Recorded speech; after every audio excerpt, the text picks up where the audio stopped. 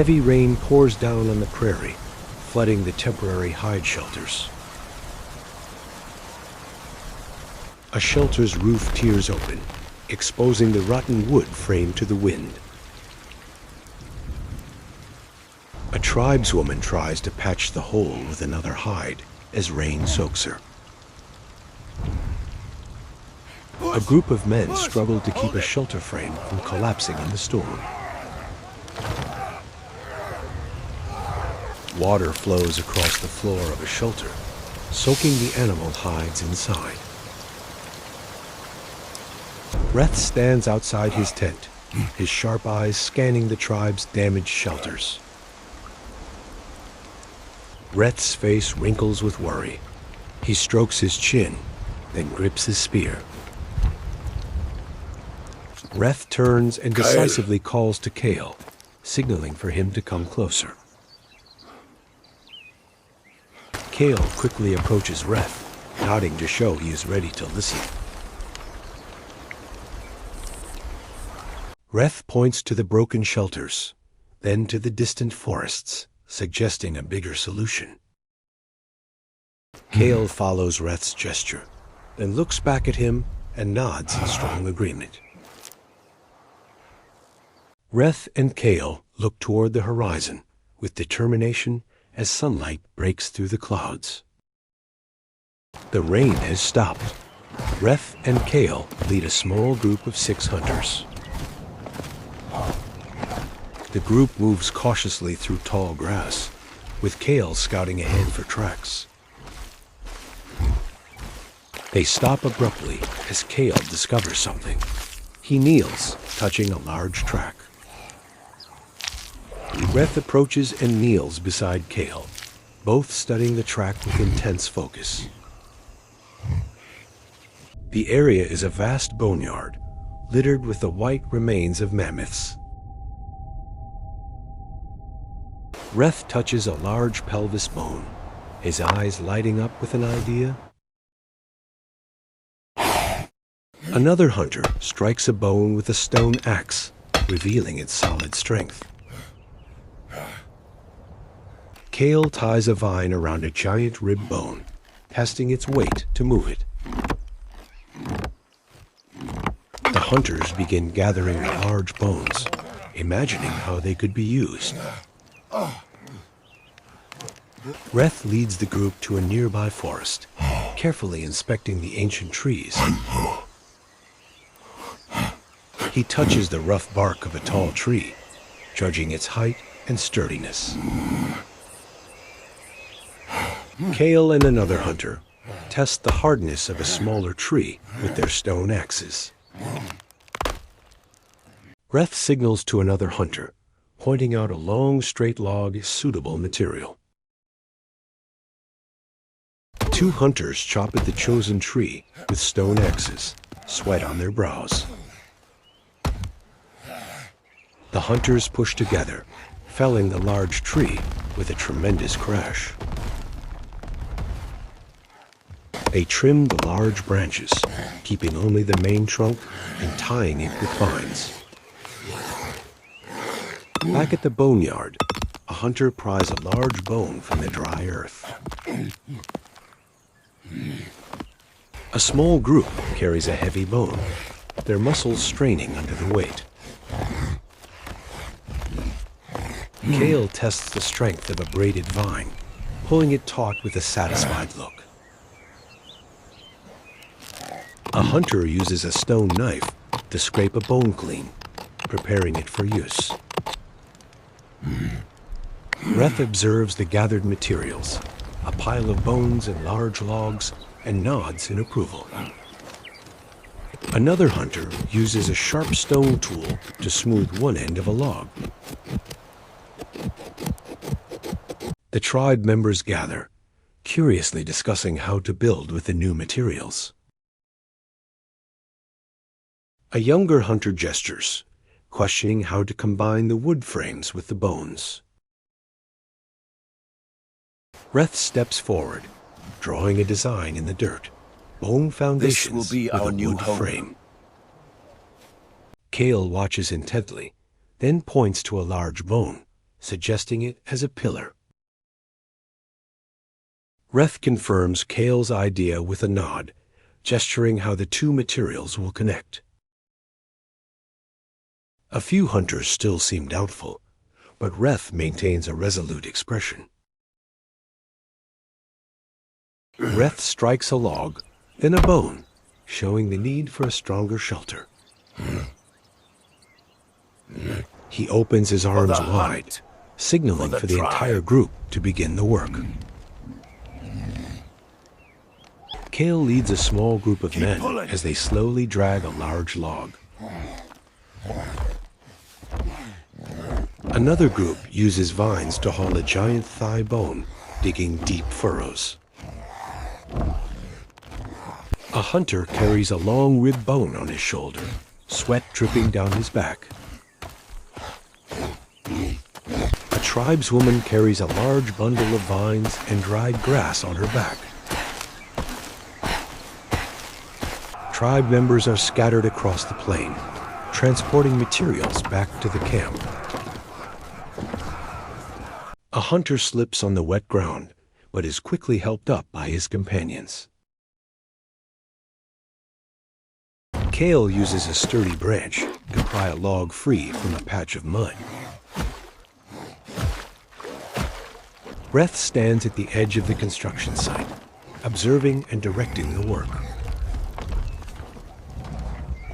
As a group arrives, Reth nods in approval and shows them where to place materials. Reth wipes sweat from his brow, looking from the old shelters to the new materials with hope. Reth uses a sharp stone to draw a large circle on the ground for the foundation. He directs a group of hunters to dig deep holes along the marked circle. For the tribe. The hunters and Reth carefully place a large pelvis bone into one of the holes. They pack earth tightly around the bone to secure it firmly in place.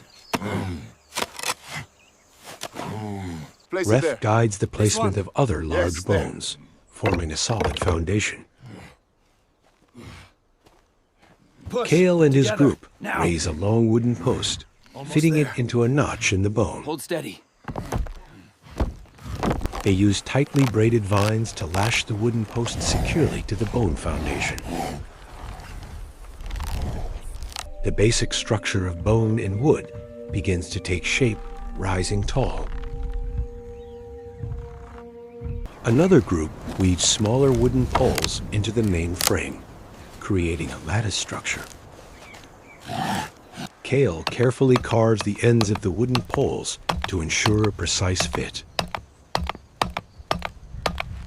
Reth circles the structure, testing the stability of each joint and post.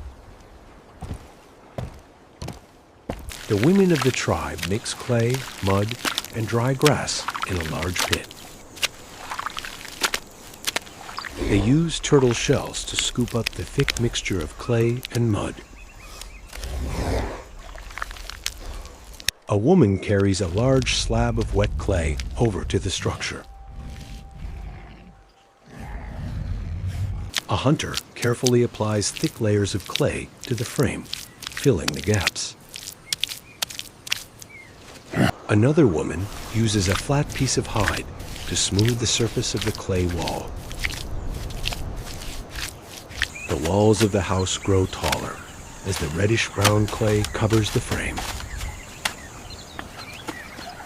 Reth directs a group to build the roof, pointing to the curved wooden poles. Hunters use vines to pull the curved poles into place, forming a sturdy dome frame. The women apply clay and grass to the roof, creating a thick insulating layer. A hunter uses a long stick to check the flatness of the roof, then nods. Reth points to an opening in the wall, indicating the main entrance. A hunter uses a stone knife to carefully shape the edges of the doorway. Reth will make points a breathing higher on the hole wall, here. signaling for a small ventilation hole. Another hunter carves a small, round hole, allowing a beam of light to enter. Kael inspects the finished construction, satisfied with its strength and stability. A smaller, similar structure is being built next to the main house for storage. The women carefully apply clay to the storage hut, ensuring it is secure.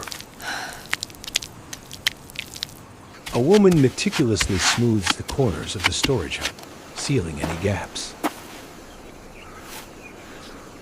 Reth stands on high ground, looking over the completed structures with pride. The new, sturdy dwellings are complete, blending into the landscape of the prairie. The evening sun casts a warm, resilient glow on the new clay walls. Smoke drifts from a ventilation hole in the large house, a sign of warmth. Tribe members begin moving their personal belongings into the new homes. A woman smiles as she lays a clean animal hide on the new earthen floor. Hunters carry a large stone cauldron into the main house, placing it by the fire pit. A tribesman sits by the small fire inside, its light reflecting peacefully in his eyes. Reth and Kael stand together, sharing a look of pride and understanding. Reth places a hand on Kael's shoulder, a rare gesture of trust and recognition. Kael nods with a slight smile, watching his people settle into their new lives. Inside the large house, tribe members gather around the fire, murmuring and laughing. A woman roasts a small piece of meat over the fire, the aroma filling the room. A man sharpens a new stone tool, making a soft, scraping sound. The tribe members communicate with gestures, creating a warm, communal atmosphere. The women carefully carry baskets filled with berries and roots into the storage hut. They arrange the baskets in different corners, showing intelligent organization. A woman inspects the dried meat hanging in the storehouse, nodding with satisfaction. Reth enters the storehouse, looking at the neatly arranged supplies with a sense of security. He touches a piece of dried meat, feeling its firm and dry texture. Reth turns and leaves the storehouse, his gaze calm, yet thoughtful. Reth approaches the entrance of the main house, standing in the doorway. He looks out over the vast prairie as the setting sun paints the sky. His face shows a mixture of exhaustion and contentment, a burden lifted. He takes a deep breath, smelling the scent of dry grass and wood smoke. His eyes no longer hold intense worry, but rather a new glimmer of hope. He gently touches the solid frame of the door, feeling its sturdiness. He looks back inside the house, at the sounds of his tribe's new life. A faint but meaningful smile appears on his face, showing his satisfaction. His gaze returns to the abandoned old shelters, a stark contrast to the new homes. Reth stands in the doorway, like a guardian of his tribe's future. A gentle breeze blows across the prairie, rustling the tall grass. Reth stands tall, his posture confident as he looks toward the future. His long shadow stretches across the ground as the sun continues to set. The new houses stand out on the prairie, a symbol of progress and survival. A large bird soars across the sky, adding life to the panoramic scene. The last light of day highlights the details of the new, efficient structures.